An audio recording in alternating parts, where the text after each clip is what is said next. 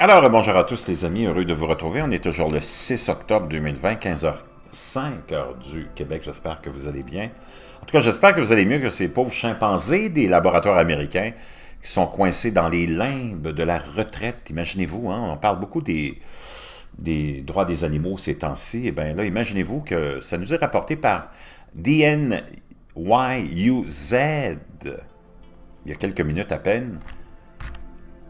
Montesa, un chimpanzé de 46 ans, a vécu beaucoup de choses. Le premier record de sa vie est la note qu'elle a été achetée à un importateur en 1975 pour la colonie de recherche du Nouveau-Mexique à la Holahan Air Force Base alors qu'elle avait environ 1 an et elle est toujours là.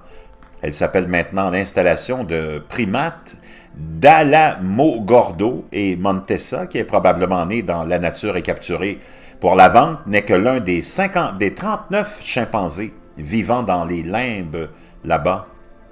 Tous la propriété des National Institute of Health, de la fameuse institution, hein, les institutions de la santé aux États-Unis. Au cours des 45 dernières années, Montesa a été enceinte 5 fois et a accouché 4 fois. Les dossiers accessibles au public ne montrent pas grand-chose sur le type d'expériences qui ont été effectuées sur elle, mais elle a été impliquée dans une étude hormonale 1 an et 2 autres années a subi un certain nombre de biopsies hépatiques.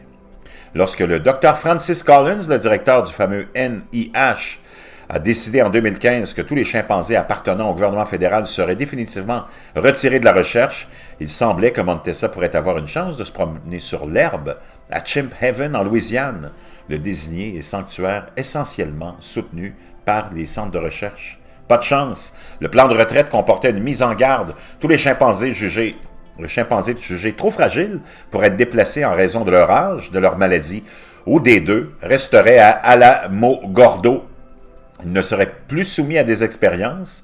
Ils étaient censés être hébergés par groupe de 7 ou plus, et ils auraient accès à un espace extérieur et à une stimulation comportementale des jouets, par exemple. Mais il y a 1 an, la fameuse Institut national de la santé a décidé que Montesa et 38 autres chimpanzés ne pourraient pas déménager au paradis des chimpanzés, se fondant sur les recommandations du personnel d'Alamogordo, selon lesquelles les chimpanzés, dont beaucoup souffrent de diabète ou de maladies cardiaques, souffriraient et pourraient même mourir s'ils étaient transférés au sanctuaire. Les militants du bien-être animal et les législateurs du Congrès ont exigé que le Dr Collins revisite la décision, certains affirmant que les dollars des contribuables alloués aux soins des chimpanzés ne sont pas utilisés de manière appropriée. Ils soutiennent que les soins à Alamogordo ne sont pas ce qu'ils devraient être, avec des groupes trop petits, des lignes directrices pour l'euthanasie trop basses et des informations et une transparence sur la vie et la mort des chimpanzés manquant. Selon Laura Bonnard, responsable des programmes et des politiques chez Animal Protection of New Mexico, Montesa aurait des problèmes cardiaques, bien que les dossiers médicaux disponibles laissent à désirer.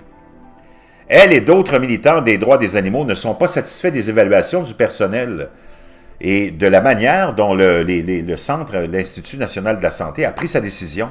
Un panel de vétérinaires du fameux centre de santé a accepté toutes les recommandations du personnel d'Alamogordo après avoir examiné les dossiers et n'ont pas visité l'installation ni examiné aucun des chimpanzés. Non seulement les groupes de protection des animaux, mais aussi les législateurs du Congrès ont dénoncé la décision et plusieurs ont écrit une lettre exhortant le centre de santé à inverser le cours, à revoir le processus et à trouver un moyen de déplacer les chimpanzés. Mais James Anderson, directeur de la division de la coordination des programmes, de la planification et des initiatives stratégiques de l'Institut de la santé, qui est en charge du soutien des chimpanzés, a rejeté les demandes de réexamen de la décision. Non, l'Institut national de santé ne reviseront pas ni ne reconsidéreront pas le processus, a déclaré le Dr Anderson dans un courriel. Les décisions du groupe spécial sont définitives. Les animaux ne seront pas évalués davantage en ce qui concerne la réinstallation. En bref, les chimpanzés actuellement à Alamogordo mourront à Alamogordo. Pour ceux qui préfèrent le paradis des singes, le Chimp Haven, comme destination pour tous les chimpanzés à la retraite, comme initialement prévu lors de la fondation, mais la situation des 39 animaux est une coda angoissante à ce qui avait semblé une romance improbable qui a commencé il y a 10 ans avec les mêmes chimpanzés. En 2010, les chimpanzés d'Alagomordo n'avaient pas été utilisés dans la recherche médicale depuis une décennie. Ils ont été mis à la retraite de manière informelle, sinon officielle, en tant qu'animaux de laboratoire, bien qu'ils soient toujours sur place. Ensuite, l'Institut national de la santé ont commencé à déplacer certains d'entre eux dans un autre laboratoire au Texas pour qu'ils fassent à nouveau partie de la population de recherche. Un tollé suscité par cette décision a conduit le Dr Collins, le chef de l'Institut national de santé, à commencer un examen qui a abouti à la fin de l'utilisation des chimpanzés pour toute recherche biomédicale. Le Dr Collins a déclaré que les chimpanzés sont nos plus proches parents et méritent une attention particulière. Et les militants ont adopté ce qui semblait pour beaucoup d'entre eux un acte de courage.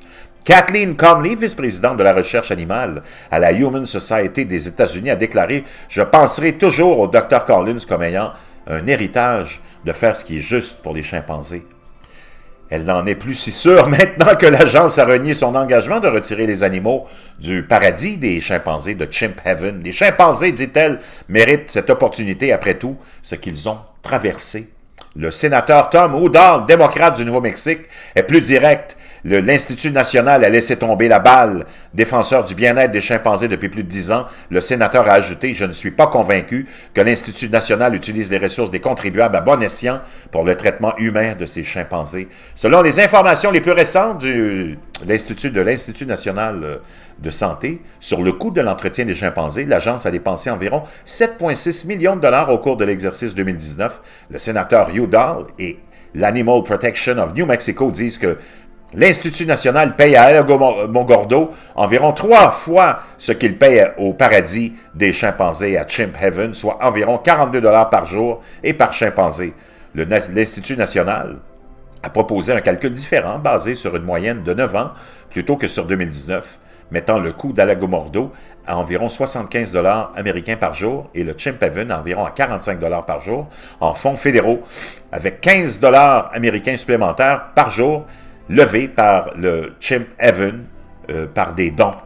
Alors, la représentante Lucille Roybal Allard, démocrate de Californie, autre partisane de la retraite des chimpanzés, a déclaré qu'elle était profondément déçue par les actions du Dr Collins. Le laboratoire ne peut pas répondre aux besoins physiques et psychologiques complexes des chimpanzés, a-t-elle dit, et elle a exhorté le Dr Collins à faire la chose humaine et à libérer ces chimpanzés au sanctuaire. Il ne fait aucun doute que la vie des chimpanzés d'Alagomordo s'est améliorée depuis l'époque où ils étaient des sujets de recherche médicale, soumis à des biopsies et à d'autres procédures comme l'était Montesa. Les chimpanzés actuellement à Alamogordo ne sont pas enfermés à l'intérieur et ne subissent pas d'expériences invasives. Ils sont avec des gardiens et des vétérinaires qui s'occupent d'eux depuis des années. Mais les informations en temps réel sur leur bien-être sont difficiles à dénicher. Mme Bonnard, de la protection des animaux du Nouveau-Mexique, a dû déposer des demandes d'accès à l'information pour obtenir certains dossiers médicaux et en a obtenu d'autres par l'intermédiaire des membres du personnel du Congrès. L'une de ses plus grandes critiques à l'égard d'Alamogordo est la qualité des soins prodigués aux chimpanzés, en particulier en fin de vie. Donc, on voit que vraiment, c'est une polémique, hein? Et on aurait aimé que ces chimpanzés-là finissent, comme le Dr Collins l'avait promis, au paradis des chimpanzés ou pour vivre quelques années en liberté, mais on semble pas vouloir le faire. C'est probablement une guerre d'intérêt, une guerre d'argent, une guerre de financement. C'est vraiment triste. Je vous laisserai ce lien-là. Il y a des problèmes éthiques plus profonds qui vont au-delà de la santé physique, a-t-elle déclaré. La qualité de vie d'un chimpanzé devrait être discutée de différents points de vue, peut-être par un comité, a-t-elle suggéré. Un comité de plus! Si vous avez des conversations de fin de vie avec un groupe de soignants, d'éthiciens et de vétérinaires, vous pouvez vous sentir justifié dans la décision, dit-elle. Donc, une fin de vie pour ces pauvres chimpanzés coincés dans les limbes de la retraite, des chimpanzés qui ont servi la cause de la science puis qui sont oubliés. Vraiment triste.